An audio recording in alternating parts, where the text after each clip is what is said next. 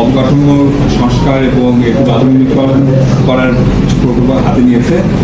তাই ধারাবাহিকতা আরও কিছু ঘোষণা আসতে যাচ্ছে, যেটা আমাদের সাথে আছেন বিসিবি সভাপতি তামিম ইকবাল এবং বিসিবি অ্যাডহক কমিটি মেম্বার এবং ডেভেলপমেন্ট কমিটি ও regional governing council chairman Naim Sinha. আমি বিসিবি সভাপতিকে বলবো যে আজকের আমাদের যে মূল উদ্দেশ্য, যেটা প্রেস কনফারেন্সে আপনাদেরকে কিছু বিষয় অবগত করার, সেই বিষয়ে আপনাদেরকে জানানোর জন্য অনুরোধ করছি। আসসালামু আলাইকুম সবাইকে। যেটা রাবিদ ভাই বললো, আসলে কিছু কিছু জিনিস নিয়ে আমরা বেশ লাস্ট 15-20 দিনই হয়েছে আমরা এসেছি, দায়িত্ব নিয়েছি। তো কিছু কিছু কাজ নিয়ে প্রতিদিনই আমরা চেষ্টা করছি যে আসলে বিগত অনেক বছরে অনেক কিছু যেসব হয় নাই, এগুলো যেরকম আমরা একটা প্রসেসটা স্টার্ট করে দিই আর কিছু ডিসিশন মেকিং নিয়ে নিই। আমি যখন আমার এই পজিশন ছিল না, তখন আমি একটা কথা বলেছিলাম ভেরি ক্লিয়ারলি বিভিন্ন আমার ইন্টারভিউতে। আমি একটা জিনিস বলেছিলাম যে একটা স্টেডিয়াম বানাতে হয়তো বা 3 বছর 4 বছর সময় লাগতে পারে, বাট একটা স্টেডিয়াম বানাবো এটার জন্য 2 বছর লাগতে পারে না এই ডিসিশন নিতে। বা একটা সুইমিং পুল বানাবো এটার জন্য 1 বছর দিতে হইতে পারে, 6 মাস দিতে হইতে পারে, বাট সুইমিং পুল বানাবো এটার ডিসিশন 5 দিনও নেওয়া যায়। সো আমার কথার বেসিসে আমার কাছে মনে হয় যে এখানে যে এই অর্গানাইজেশনের আন্ডারে যদি আপনার ইচ্ছা থাকে, আমার কাছে মনে হয় যে অনেক কাজই অনেক ফাস্ট ট্র্যাক করে করা সম্ভব, অনেক ডিসিশন মেকিংও অনেক কিছু করা সম্ভব। তো আবারও বলি, এরকম কোনো কিছু করছি না যেটাতে পুরো বাংলাদেশ ক্রিকেট একদম 360 ডিগ্রি চেঞ্জ হয়ে যাবে, but this is a start. So প্রথমে আমি বলি যে আপনারা জানেন যে আমাদের স্টেডিয়ামের স্পেশালি যেখানে স্ক্রিনটা আছে, স্কোরবোর্ডটা আছে, এখানে কোনো শেড নেই আমাদের। আর আমাদের প্রতিটা খেলায় যদি দেখেন, এখানে টিকিটের দাম থাকে সবচেয়ে কম, এখানেই দর্শক আসে সবচেয়ে বেশি। আর এই গরমে বলেন ওরা প্রচণ্ড পরিমাণ কষ্ট পায় রোদের জন্য। সো আমরা ভার্বালি সবাই এগ্রিড করে হয়েছি যেখানে আমরা একটা ক্যানোপি সেট আপ করে দিব প্রায় 27,000 স্কোয়ার ফিটের মতো। সো এটা স্ক্রিনও আপনারা দেখতে পারবেন। সো বেসিকলি এটা এরকম লাগবে দেখতে। এই একটু স্ক্রিনে দেখে দেন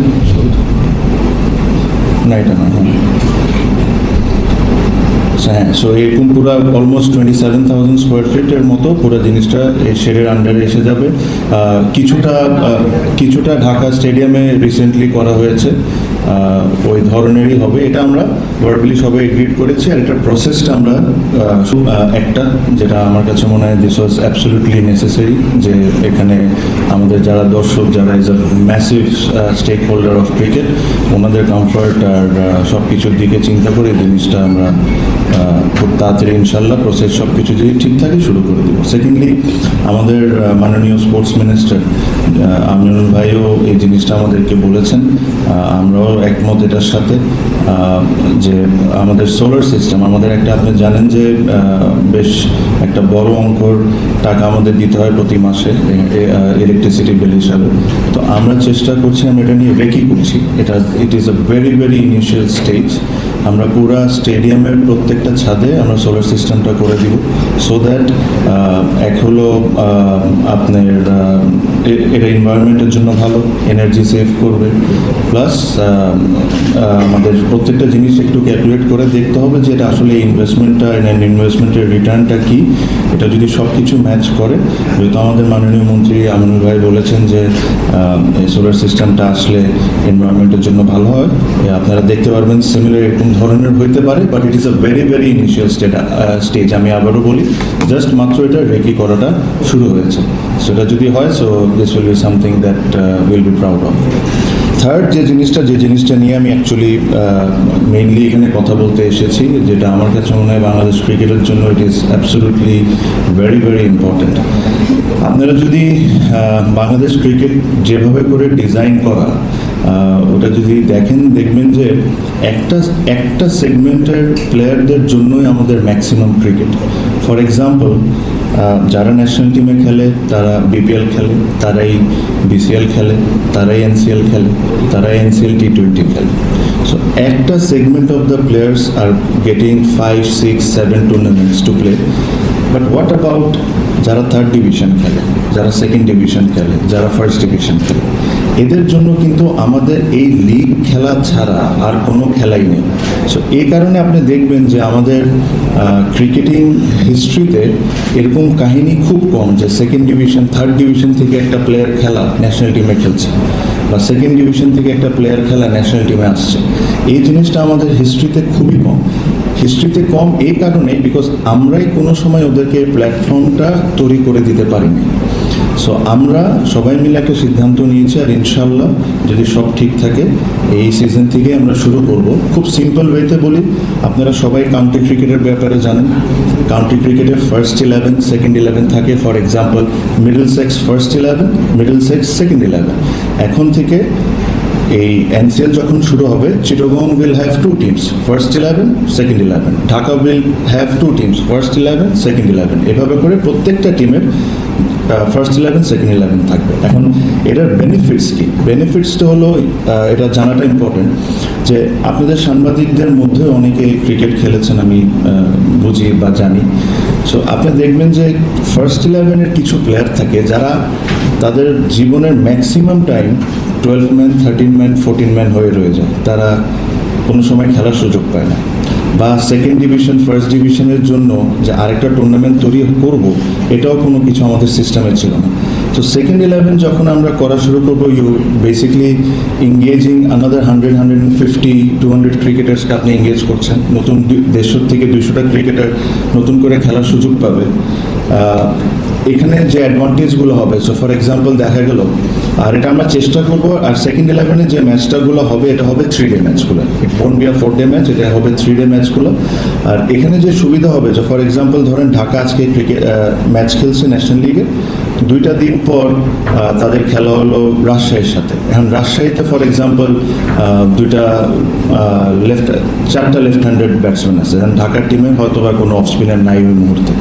তো আমরা কি করি, আচ্ছা অফ স্পিনার নাই, অমুকরে ফোন করে এই কই আছে দেখো, দেখে ধরে নিয়ে এসে তাকে নেক্সট ম্যাচ খেলাই দিই। এই যে পিকনিক ক্রিকেট যে কথাটা ন্যাশনাল লিগের উঠে আসে, পিকনিক ক্রিকেটের দায় কিন্তু খালি ক্রিকেটাররা না, আমরা ক্রিকেট বোর্ডও, কারণ আমরাই ওই কালচারটা তৈরি করে দিয়েছি দেখে আজকে এই কথাগুলো বলতে হয়। সো এখন আর কাউকে বাসার থেকে তুলে আনতে হবে না। একই সময় সেকেন্ড 11-এও হয়তো বা ওই অফ স্পিনার ক্রিকেট খেলতে থাকবে, ফার্স্ট 11 দেখতে পারবে যে সেকেন্ড 11-এর ওই ছেলেটা কেমন পারফরমেন্স করতেছে, নেক্সট ম্যাচের আগে তাকে নিয়ে আসতে পারবে এখানে। সেমভাবে কেউ যদি ফার্স্ট 11-এ স্ট্রাগল করছে, 2টা ম্যাচ 3টা ম্যাচ সে খারাপ খেলছে, আমরা কি করি, তাকে একদম কমপ্লিটলি টিম থেকে সরাই দিই। তখন তার কাছেও একটা অপরচুনিটি থাকবে যে সে সেকেন্ড 11-এ এসে ম্যাচগুলো খেলে, প্রবলি 1-2টা ম্যাচ ভালো খেলে তার একটা আবার চান্স থাকবে সামনে এসে যাওয়া। সেকেন্ড 11-এ যে এই টুর্নামেন্টটা হবে, এখানে কি সুযোগ সুবিধা খুব বেশি থাকবে? না, অবশ্যই না। মিনিমাম স্ট্যান্ডার্ডে যেসব দেওয়ার দরকার, মিনিমাম ম্যাচ ফিস থাকবে। ওই ছেলেগুলোর মধ্যে ওই হাংরিনেসটা আনতে হবে যে ওই যে 65,000 টাকা বেতন করেছি বা 1 লাখ টাকার ম্যাচ ফি করেছি, ওটাকে চ্যালেঞ্জ করা। কেমনে সেকেন্ড 11 থেকে তারা ওই পারফরমেন্স করে ফার্স্ট 11-এ ঢুকতে পারবে, এই কম্পিটিশনটা ক্রিয়েট করার দায়িত্ব হলো আমাদের। আমার আর দায়িত্ব না ব্যাটিং বোলিং কেমনে করতে হয়, কেমনে ব্যাটিং দেখাইতে হয়, this is not my responsibility, but to create that মানে এনভায়রনমেন্ট অ্যান্ড দ্য চ্যালেঞ্জ প্লেয়ারদের মধ্যে যে তুমি যদি এটা ভালো করো, this is the benefits you are going to get. So আমার কাছে মনে হয় দিস মানে বাংলাদেশ ক্রিকেটের জন্য এটা খুবই গুরুত্বপূর্ণ to have this tournament where every team will have their second 11 team. Same জিনিসভাবে বলি যে পিকনিক কথা বলতে যেটা বলছিলাম, আজকে ধরেন তাসকিন আহমেদ যখন ইনজুর্ড হওয়ার পর যখন তার একটা ম্যাচ খেলতে হয়, তাহলে আমরা কি করি, তাহলে আমরা পাঠাই দিই একটা ফার্স্ট ক্লাস ম্যাচে খেলতে, আর আমরাই বলে দিই যে ও যেরকম 6 ওভারের বেশি বল না করে। তো এই জিনিসটাকে তো পিকনিক ক্রিকেট এত বছর আমরাই বানিয়ে রাখছিলাম। ফার্স্ট ক্লাস ম্যাচে এই নিয়মকানুন আমরা কেন করবো? তাসকিন আহমেদ যাবে সেকেন্ড 11-এ, যাই ওখানে নিয়মকানুন অনেক রিল্যাক্স থাকতে পারে। আপনি যদি এক্সাম্পল হিসাবে দেখতে চান, রিসেন্টলি জফরা আর্চার ইনজুরি থেকে যখন উঠে এসেছে, সে কিন্তু ডাইরেক্টলি কাউন্টির ম্যাচ খেলেনি, প্রবাবলি প্রথম ম্যাচ খেলেছে হলো সেকেন্ড 11-এ, কারণ ওখানে অনেক নিয়মকানুন রিল্যাক্স থাকে, আপনি ওখানে ওর বিল্ড আপটা হয়ে যায়, সব কিছু হয়ে যায়। So this is extremely important আমি মনে করি টু হ্যাভ দিস টুর্নামেন্ট। আর ইনশাল্লাহ যদি আমরা সব ঠিক থাকে, সামনে ইলেকশন হবে, ইলেকশনে যে কোনো কেউ আসতে পারে, আমিও আসতে পারি, অন্য কেউ আসতে পারে, বাট বাট এই সিস্টেমটা যদি আমরা তৈরি করে দিয়ে যাই, আশা করি বাংলাদেশ ক্রিকেটের ভালো যদি কেউ চায়, বাংলাদেশ ক্রিকেটের কে আগে যদি নিয়ে যেতে চায়, এই টুর্নামেন্টটা যেরকম অবশ্যই হয়। আমাদের তরফ থেকে আমরা সব ধরনের প্রসেস অলমোস্ট বাজেটিং থেকে নিয়ে সব কিছু আমরা কমপ্লিট করে নিয়েছি। আর আমি ভেরি হোপফুল যে এই বছর থেকে এই জিনিসটা দেখতে পারবেন। সেকেন্ডলি আরেকটা যে জিনিসটা, আমি প্রথম দিনই আমি একটা জিনিস বলেছি যে ক্রিকেটটাকে আমাদেরকে প্রমোট করতে হবে, ক্রিকেটটা আমাদের প্রমোট করতে হবে। এখন ক্রিকেটটা প্রমোট করার জন্য যে জিনিসটা হলো, চিটাগং, ঢাকা, সিলেট এইসব জায়গায় ক্রিকেট দেখে মানুষ অভ্যস্ত। আমি যখন ফার্স্ট ক্লাস খেলতাম, আমি কিন্তু লঞ্চে করে বরিশালও গিয়েছি, রাজশাহীও গিয়েছি, অন্য খুলনাও গিয়েছি, সব গিয়েছি। ফর সাম রিজন আমাদের এই হোম অ্যান্ড অ্যাওয়ে সিস্টেমটা বন্ধ হয়ে গেছে। আমরা এই সিজন থেকে চেষ্টা করব যেসব জায়গায় মাঠ আছে, যেগুলা একটা ফার্স্ট ক্লাস খেলা চালানোর মতো অবস্থায় আছে, ওই জায়গাগুলো আমরা হোম অ্যান্ড অ্যাওয়ে শুরু করে দিব। কিছু কিছু জায়গায় আমাদের কিছু জটিলতা আছে, ওই জিনিসগুলা হয়তোবা এই সিজনে এক্স্যাক্টলি একদম হোম অ্যান্ড অ্যাওয়ে হবে না। বাট ফর এক্সাম্পল খুলনার মাঠ যদি খেলা থাকে, কেন খুলনায় কেন খেলবে না? বরিশালের মাঠ তৈরি হচ্ছে, যেটা আমি শুনেছি, ওটা যদি তৈরি হয়ে যায় তাহলে বরিশালে কেন খেলবে না? যদি ওইসব জটিলতা না থাকে, হোম অ্যান্ড অ্যাওয়েও আমরা এই সিজন থেকে শুরু করে দিতে চাই। বিকজ বরিশাল, খুলনা, রাজশাহীর মানুষজন, রাজশাহী তো হয় অ্যাকচুয়ালি, বরিশাল, খুলনার মানুষজন ডিজার্ভ করে তারা তাদের সুপারস্টারসগুলোকে খেলতে দেখতে। This is how you start promoting your games. Promoting মানে এটা হলো না জাস্ট টিভিতে অ্যাড দিয়ে দিলাম বা একটা অ্যাড ছবি তুলে ছেড়ে দিলাম না। প্রমোটিংয়ের হাজার ওয়েজ আছে, and this is one of the ways. আমাদের ক্রিকেটটাকে প্রত্যেকটা জায়গায় ছড়াই দিতে হবে। So these are the very few things আমরা ডিসিশন নিয়েছি। আপনারা সামনে ইনশাল্লাহ যতদিনই আমরা আছি, অতদিনে আরও কিছু কিছু জিনিস আমরা পাইপলাইনে আছি, ওটা যখন আমরা সিকিউর করে নিব, টাইম টু টাইম আপনাদেরকে আমরা জানাবো। এটাই, এর চেয়ে বেশি কিছু না। আমি জানি যে প্রথম দুইটা প্রেস কনফারেন্সে আমি কোয়েশ্চেন আনসার নিয়ে নেই, so you will have the opportunity to fire me. So আজকে তো আমার তরফ থেকে আম ডান। এটাই আমার অ্যানাউন্সমেন্টগুলো ছিল, 3টা।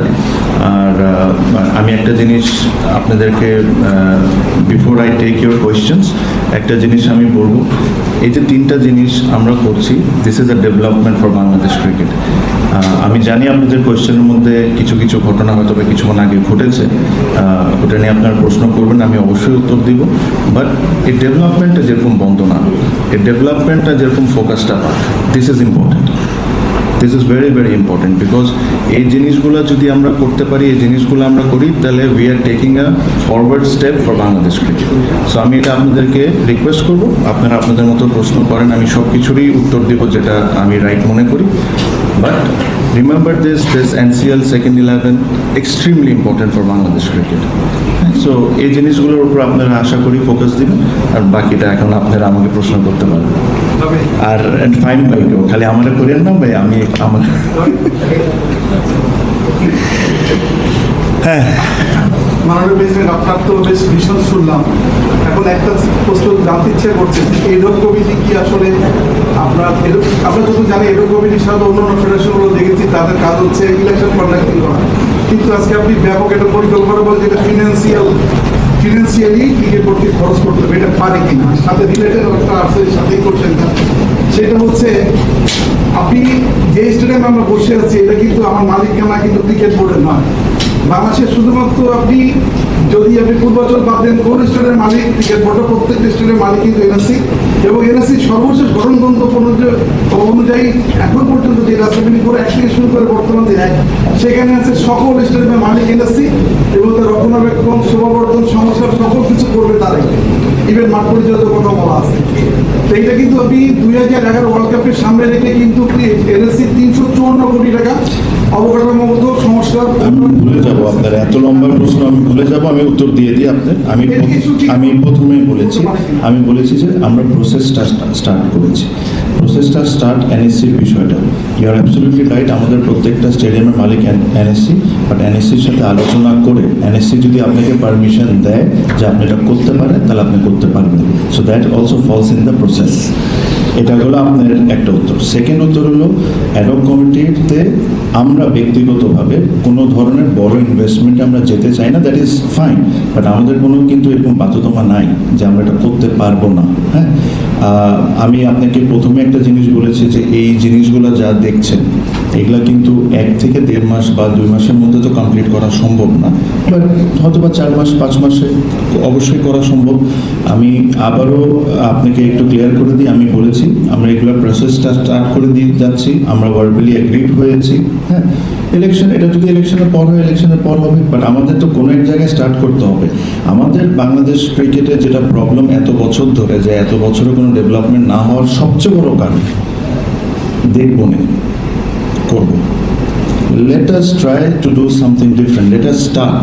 ঠিক আছে, কেউ যদি পরবর্তীতে আমি যদি না থাকি আরেকজন যদি আসে, সে যদি এসে মনে করে এটা দরকার নেই, সে তার ডিসিশন নিতে পারে। সো আমাদের কাজ হলো এই প্রসেসটাকে স্টার্ট করে দেওয়া, এই জিনিস হলো আমাদের ড্রিম। আমরা এরকম একটা ক্রিকেট, নতুন করে একটা ক্রিকেটের টুর্নামেন্ট ইমপ্লিমেন্ট করা যেটা বাংলাদেশ ক্রিকেটের জন্য ভালো হবে, এটার জন্য কে বাধা দিবে আপনাকে? আমি শিওর যারাই আসবে তারাই এটা নিয়ে কাজ করবে, বাট প্রসেসটাকে স্টার্ট করে দেওয়া তো important. I hope you got your answer. তবে আপনি বললেন ইলেকশনের কথা, একটু বলা যাবে ইলেকশন আপনি বলছেন এর আগে জুনের ফার্স্ট উইক অফ থেকে, আর কবে নাগাদ করতে পারবেন স্পেসিফিক কোনো ডেট দিবেন কিনা? আর ইলেকশনের আগে ভোট থেকে সরে যাওয়ার একটা গুঞ্জন পড়বে, এই ব্যাপারটা একটু ক্লিয়ার করবেন। আচ্ছা, ইলেকশনের কথা বলি, প্রবাবলি আমি চেষ্টা করবো সবার সাথে কথা বলে 3 তারিখে একটা বোর্ড মিটিং করে ইলেকশনের প্রসেস স্টার্ট করে দেওয়া। সো যদি ইলেকশনের প্রসেস স্টার্ট হয়ে যায়, নর্মালি 30 থেকে 35 দিনের মধ্যেই ইলেকশন হয়ে যায়, 30 থেকে 45 দিনের মধ্যে ইলেকশন হয়ে যায়। So which is at least 2-3 weeks before আমাদের ডেডলাইন। ঠিক আছে। সেকেন্ডলি, যেটা ডিজাইনের কথা বলছেন, এরকম কোনো কথা আমরা চিন্তা করিনি। আমি ব্যক্তিগতভাবে তো এরকম কোনো কথাই চিন্তা করিনি। ডে 1-এ আমি বলেছি যে আমি ইলেকশন করবো, প্রেসিডেন্টের ইলেকশন আমি অবশ্যই পার্টিসিপেট করবো। I will follow the constitution, and কনস্টিটিউশনে যে জিনিসটা উল্লেখ করা আছে, যে জিনিসগুলো আমাকে অ্যালাউ করে, আমি ওইভাবেই করে আগাবো। যদিও এরকম প্রেসিডেন্ট হিসেবে সময় একটু কম, বাট আপনি আপনার নিজেরা বলছেন যে পরবর্তী ইলেকশন আপনি না, প্রেসিডেন্ট হবো না, ইলেকশন করবো। মানে আমি ধরে নিচ্ছি যে আপনার ভিশনটা ওইরকম, হ্যাঁ, সেটা যদি একটা লং ভিশন থাকে আপনার, আপনি যেহেতু কিছু জায়গায় আউটকামের জন্য একটা বিষয় কি বাংলাদেশে যখন আপনারাও খেলেছেন, আপনি সাকিব মাসারি সেই মন্তব্য বলে আপনাদের যেমন বাংলাদেশের মানে গোল্ডেন টাইম, তখন কিন্তু বাংলাদেশের ক্রিকেট বিক্রি হতো, ক্রিকেটের মার্কেট ছিল, সেখানে বিক্রি হতো। ইন্টারন্যাশনাল সিরিজে আমরা স্পন্সর পেতাম না, লাস্ট ডে পর্যন্ত জাতীয় ক্রিকেট লিগ স্পন্সর ছাড়া হয়েছে, ইস্পাহানি শেষ পর্যন্ত কাউকে পেত না, ইস্পাহানি না তো পারবো। এই যে একটা আমরা অলিখিতভাবে জানি যে একটা সিন্ডিকেট কাজ করে সামটাইমস, এবং কখনো কখনো টিভি রাইটসের ক্ষেত্রে কথাগুলি শোনা যায়। আপনি যেহেতু কিছু জিনিসের মধ্যে হাত দিচ্ছেন, এগুলো আপনার প্রাইভেট মধ্যে থাকবে 100%, বিকজ বিসিবি রেভিনিউ জেনারেট করা ইজ টপ প্রায়োরিটি। এটার জন্য এখানে কোনো সিন্ডিকেট থাকতে পারে না। আমার একটা বড় সুবিধা হলো আমার কোনো লোক নাই বিসিবিতে। আমি একজন খেলোয়াড় ছিলাম, আমি খেলোয়াড় থেকে অর্গানাইজার হয়েছি, আমি অর্গানাইজার থেকে এখন বোর্ডে একটা দায়িত্ব পেয়েছি। সো এখানে কোনো দিক থেকে কাউকে কোনো ধরনের কোনো অ্যাডভান্টেজ দেওয়া হবে না। The only advantage is going to gate is BCB. আমি এই জিনিসটা আপনাকে রেস্ট এশিওর করি। আমরা এই দায়িত্ব নিয়েছি 15-20 দিন হয়েছে। এই 15-20 দিনে যা যা করা সম্ভব পার্সোনালি বা অফিসিয়ালি আমরা সবার সাথে কথা বলে জিনিসটা করছি। আমার কাছে মনে হয় যে আমাদের রেভিনিউটা অনেক বেশি জেনারেট করতে হবে। একটা সময় আমাদের রেভিনিউটা বেশ ভালো ছিল, গত 1-1.5 বছরের রেভিনিউর অবস্থা খুবই খারাপ। So ICC funding is massive thing, যেটা আমাদেরকে হেল্প করছে সার্ভাইভ করতে। যখন একটা পুরোপুরি দায়িত্ব যদি আমি ভবিষ্যতে আসি, এই জিনিসগুলো হবে হলো টপ প্রায়োরিটি।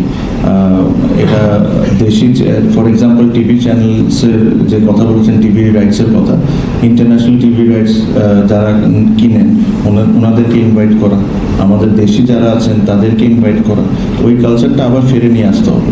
এটা হইতে পারে না যে একটা দুইটা। সো ওই জিনিসগুলোর জন্য আমাদের যেটা করার দরকার ওটা আমরা অবশ্যই করব। সাথে এটাও বলবো অন্য সাইডেরও ইন্টারেস্টেড থাকতে হবে এক টেবিলে বসার জন্য। তো ওটার জন্য আমাদের কাজই হলো এটা, যে তাদেরকে কনভিন্স করে নিয়ে এসে যদি 2 টাকা বেশি বিসিবির রেভিনিউ হয়, so that will be a top priority. Ad hoc committee যে প্রজ্ঞাপনটার মাধ্যমে অ্যাডহক কমিটিটা ফর্ম করা হয়েছে, এখানে আপনাদের কার্যক্রমের প্রথম শব্দটা সুষ্ঠু নির্বাচন পরিচালনা করবে এবং বিসিবি দৈনন্দিন কার্যক্রম পরিচালনা করবে আফটার ইলেকশন। তো আপনি অনেকগুলো মেসেজ প্ল্যান দিচ্ছেন, বাট নির্বাচনমুখী আপনার স্টেপটা কি? যে প্রসেসের নির্বাচনটা হয়েছে যেটা প্রশ্নবিদ্ধ, সেটা কি ভোটার তালিকা প্রশ্নবিদ্ধ ছিল, নাকি সেটা ইলেকশন প্রসেসটা প্রশ্নবিদ্ধ ছিল, নাকি ভোট গণন প্রক্রিয়া প্রশ্নবিদ্ধ ছিল? কোনটা প্রশ্নবিদ্ধ ছিল সেটাকে রিফর্ম করার জন্য আপনি কি স্টেপ দিতে যাচ্ছেন সেটা যদি বলেন। দেখেন, প্রথম কথা হলো যখন আপনি যখন একটা ইলেকশন দিতে যাবেন, আপনি লিগালি অনেক ওপিনিয়ন নিতে হয় যে আমি কিভাবে করে আগাবো। সো মোটামুটি লিগালি আমরা 1-2টা ওপিনিয়ন অলরেডি পেয়ে গিয়েছি, আরও 1-2টা যে কোনো হয়তো বা কালকে পরশু বা নেক্সট ওয়ার্কিং ডেতে পেয়ে যাবো। এই কারণে আমি আপনাকে বলেছি। সেকেন্ডলি, প্রশ্নবিদ্ধ যে জিনিসটা হয়েছে, আমি শিওর আপনারাও জানেন। ফর এক্সাম্পল, একটা জিনিস ছিল যেটা নিয়ে আমরাই যারা ছিলাম অনেক আলোচনা করেছি, যে বিগত সব ইলেকশনে স্পেশালি জেলা বিভাগ থেকে যারা আসেন, এটা বাধ্যতামূলক করাটা আমরা ঠিক মনে করি না। আমি মনে করি না কনস্টিটিউশনালি এটা রাইটও, যেটা হলো যে অ্যাডহক কমিটি করে দিব, এটার থেকেই নিতে হবে, যখন ইচ্ছা আপনি ওখান থেকে একজনকে বের করে দিবেন আপনার সাপোর্টের জন্য, যখন ইচ্ছা আপনি ঢুকে দিবেন। এইসব নিয়ে কিন্তু আমরা বিগত অনেক কিছু ইস্যু নিয়ে অনেক কিছু বলেছি। এটা না যে আপনারা কিছুই জানেন না, you know what are the complaints were. আমরা যেভাবে করে সঠিকভাবে একটা ইলেকশন হয়েছে, বিগত আগেও যে নিয়মে হয়েছে, আমরা সব কিছু মেনটেন করে যেভাবে ইলেকশন একটা হওয়া উচিত আমরা ঠিক ওইভাবে করেই করব। সো যে কথাটা আমি আপনাকে বললাম যে this is one of the point, there are other points as well, যে ইলেকশনটা কীভাবে কন্ডাক্ট করা হয়েছিল, এই জিনিসগুলো নিয়ে কিন্তু আমি অ্যাটলিস্ট 2-3টা প্রেস কনফারেন্স করেছি, 2-3টাভাবে আমি কোয়েশ্চেন্স রেজ করেছি। সো আই ডোন্ট থিঙ্ক এখন sitting in this position I should repeat the same things. I am sure আপনারা যদি একটু খোঁজ নেন আপনারা দেখতে পারবেন যে আমি নিজেই বলেছি যে কি হয়েছে। সো আই হোপ পোস্টাল ব্যালটের একটা ব্যাপার ছিল। পোস্টাল ব্যালট সবসময় ছিল, অলওয়েজ সবসময় ছিল। পোস্টাল ব্যালট সবসময় ছিল। পোস্টাল ব্যালটের মতো যদি হয় তাহলে অবশ্যই। এখন যদি একটা রুমে বসে সবাই একসাথে বসে যদি করেন, that is a questionable thing, ঠিক না? সো পোস্টাল ব্যালটের যে নিয়মে আছে, ই ভোটের যে নিয়ম আছে, ওগুলো ই ভোটের মতো থাকবে, পোস্টাল ব্যালটের মতো থাকবে। And this is up to you how you want to exercise the power. So আমি আমার তরফ থেকে যখন একটা ইসি গঠন হয়ে যাবে, EC is an independent body, it has nothing to do with me. আমার কাজ হলো বা আমাদের কাজ হলো যে আমরা ডে টু ডে অ্যাক্টিভিটিস করতে থাকবো। এখানে যদি কোনো কিছু আসে বা কোনো কিছু কাজ করা যায়, এসবের উপর ফোকাস করতে থাকবো। যখনই ইসি গঠন হয়ে যাবে, this will be their headache to do. But these are all in the system. যে কথাগুলো আপনি বলেছেন, সিস্টেমে তো অনেক কিছু থাকে, বাট ওই অনেক কিছুকে আপনি কীভাবে ইউজ করছেন এটা অনেক কিছু ডিপেন্ড করে। সো আই হোপ, যেহেতু আমরা ফেয়ার ইলেকশন নিয়ে এত কথা বলেছি, আমি এতটুকু আশা করি যে আমাদের আন্ডার ইনশাল্লাহ আমরা ফেয়ার ইলেকশন করতে পারবো। ওকে, লাস্ট 3 কোয়েশ্চেন। কেন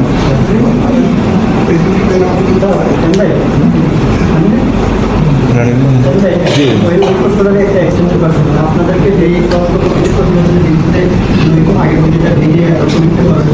সেই তদন্ত কমিটির প্রতিবেদনে কিন্তু কিছু সুপারিশ ছিল নির্বাচন সংখ্যা, এর মধ্যে মানে গণতন্ত্র সংশোধন প্লাস নির্বাহী মানে ইলেকট্রাল জিনিসটার সঙ্গে নির্বাহী বিভাগের একটা তফাৎ রাখা, ইলেকশনের টাইমে, এরকম অনেকগুলো সুপারিশ ছিল। সেই সুপারিশগুলো কতগুলো আপনারা বাস্তবায়ন করতে পারবেন বলে মনে হয়? যদি ফাইনালি আপনারা বাস্তবায়ন না করতে পারেন, তাহলে যেই মানে অনিয়ম এবং ইয়ার অভিযোগটা লাস্ট বোর্ডের এগেইনস্টে আছে বা লাস্ট নির্বাচনটা দিয়ে, সেইটা একটা সংখ্যাকে আপনাদের এটা হলো ইলেক্টেড বডির জন্য ছিল।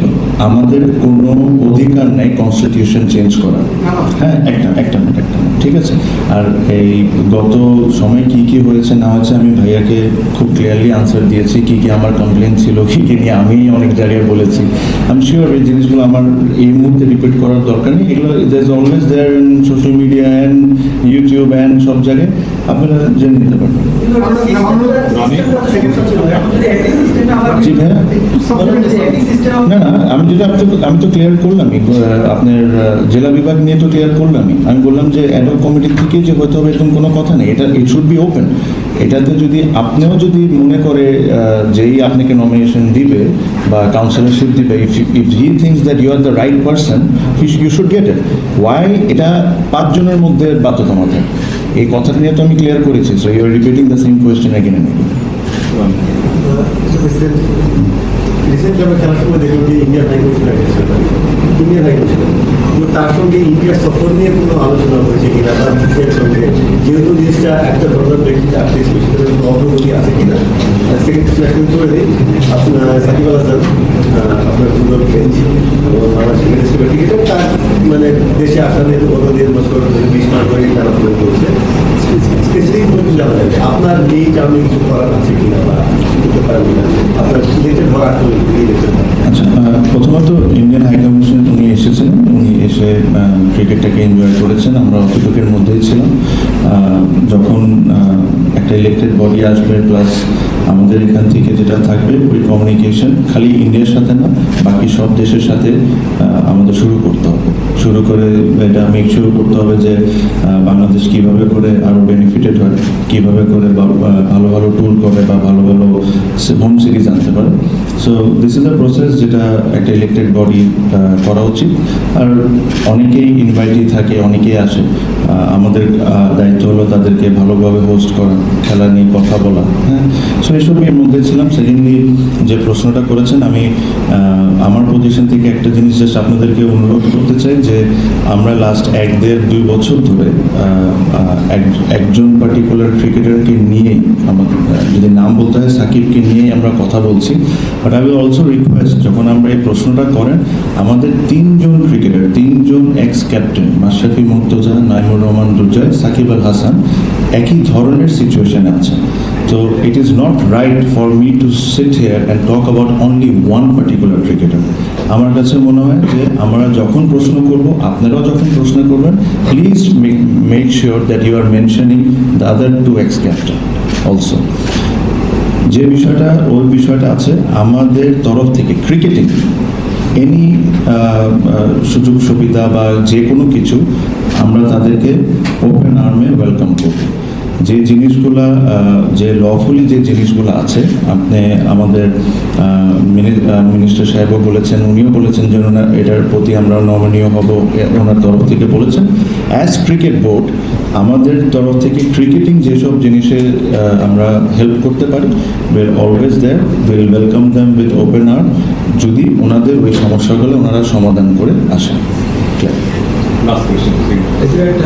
আপনার ডেভেলপমেন্ট 2 ধরনের হয়, একটা সাবজেক্ট ডেভেলপমেন্ট আর একটা মানে টেকসই ডেভেলপমেন্ট। আপনার অবকাঠামোগত টেকসই ডেভেলপমেন্টের জন্য আপনার কি পরিকল্পনা রয়েছে? কিন্তু পাবলিক যেহেতু 12টা ইন্ডিয়ান প্র্যাকটিস করে এই একাডেমি এই একটা জিনিসকে আপনার বেশি করেছে। এক বিদ্যুৎ হচ্ছে যে যারা ডিভিশন থেকে জেলা পর্যায়ে থেকে কাউন্সিলর হবে, তাদের এখানে খেলোয়াড় বা সংগঠনদের কতটুকু প্রাইভেট দেওয়া হবে, আদারদের কতটুকু? এটা তো সেকেন্ড কোয়েশ্চেন, এটা তো আমি ডিসাইড করতে পারি না, এটা যার দায়িত্ব সে ওটা ডিসাইড করবে। Me sitting here cannot answer that. Secondly যে জিনিসটা বলেছেন ভাইয়া, যে আই অ্যাবসলিউটলি এগ্রি, আমিও একজন সাপোর্টার যে আমরা বেসিকলি বিসিবির একটাই ফেসিলিটিস এখন আছে যেখানে সব প্র্যাকটিস হচ্ছে। এই জিনিস নিয়ে যখন একটা ইলেক্টেড বডি এসে যাবে, আমি বললাম যে আমার সময় খুবই কম, আই এম অনলি হিয়ার, এখন আজকে হয়তো বা 20 দিন হয়েছে খুব সম্ভব, 20 দিন 20-22 দিন হয়েছে। সো যদি আমি ইলেক্টেড হই ইনশাল্লাহ, তো এটা নিয়ে আমার নিজস্ব একটা প্ল্যান আছে যে জিনিসটাকে কেমনে কী করতে হয়। আবার সেকেন্ড এটার সাথে আমি আরেকটা জিনিস আপনাকে অ্যাড করে দিতে চাই, যে আপনি যদি এখন বাংলাদেশের ক্রিকেটিং সিস্টেমটা দেখেন, বাংলাদেশের কিন্তু ক্রিকেট প্লেয়াররা প্রডিউস করছে হলো একাডেমিসগুলো, দিস প্রাইভেট একাডেমিস। হ্যাঁ, তারাও যেরকম সার্ভাইভ করে এটাও কিন্তু আমাদের একটা দায়িত্বের মধ্যে পড়ে।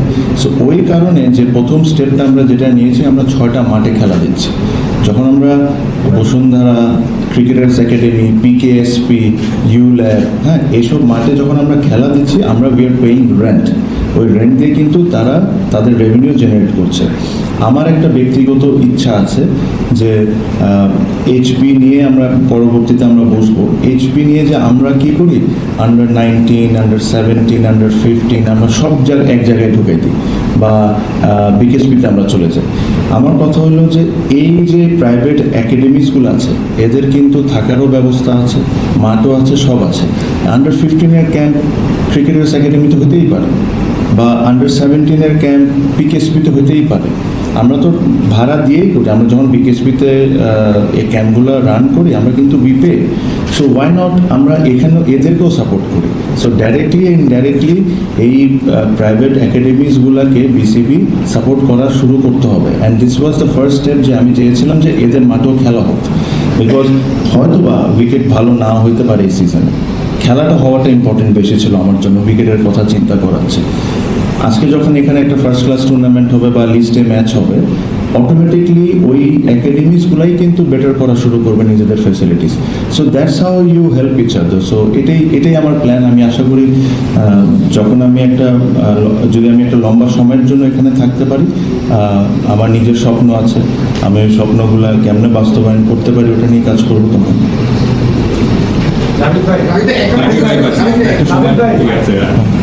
অনেকেই আপনার আগে আমরা তিনজন জিজ্ঞেস করেছি। Thank you.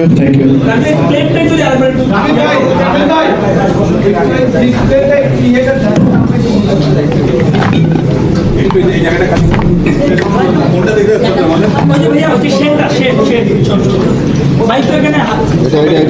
বুলবুল কই রাখছিলা?